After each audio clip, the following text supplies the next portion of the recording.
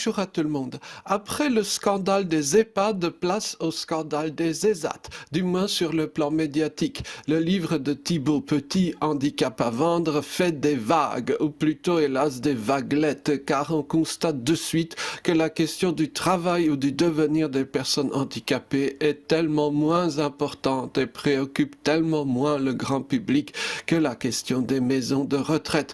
Disons que mis à part un petit monde lié au handicap, on n'entendra guère parler du livre en question.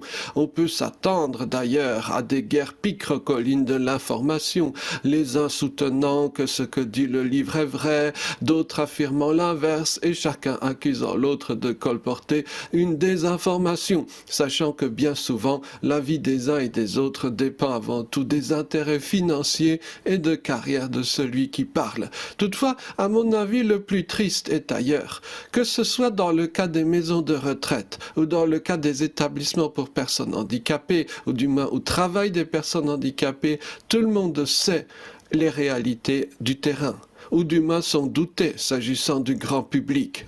Il a fallu à chaque fois un auteur extérieur, un électron libre avec des réseaux médiatiques indépendants pour que l'on aborde enfin des faits dans le débat public. Sur des centaines de milliers de personnes handicapées vivant et ou travaillant dans des établissements de l'immense secteur médico-social en France, personne ne semble avoir pu prendre la parole avant.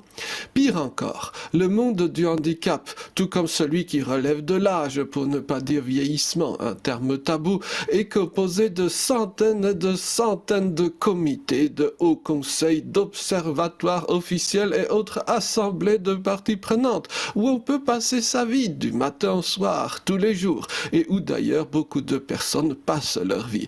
D'illustres organismes des messieurs dames fort distingués tiennent des propos courtois dans ces assemblées, se piquent du respect d'une réglementation sans cesse plus délirante par sa complexité. Mais comment se fait-il que ces innombrables comités et autres sages représentants n'aient rien vu, rien entendu, des dérives dont il est à présent question dans les livres qui paraissent? On en arrive à une situation fort curieuse où les éminents représentants des grandes structures paraissent bien moins renseignés sur leur propre domaine professionnel que ne l'est le grand public.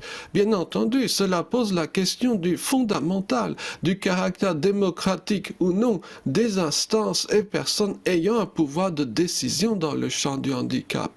Une mention spéciale revient à la ministre du Handicap, Sophie Cluzel, qui, début février, dans la plus grande discrétion, a nommé ses représentants au conseil de la CNSA, l'une des grandes caisses de ce domaine.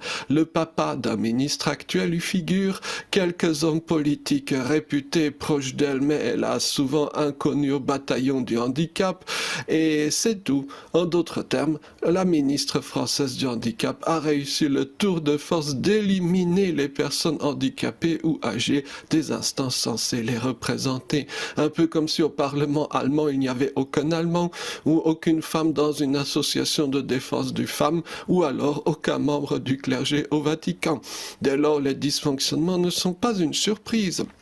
Ils sont une conséquence logique, triste conséquence, certes. Même constat ou presque dans le domaine des médias, du fait du zèle paranoïaque des autorités pour faire taire toutes les critiques envers elles, les journalistes n'ont même pas idée de donner la parole aux personnes elles-mêmes, plutôt que des porte-paroles connus pour leur langue de bois. Par suite, il n'y a hélas qu'une seule issue, c'est de compter sur les parutions, une fois toutes les X années, d'un livre à scandale. Merci beaucoup et bonne journée.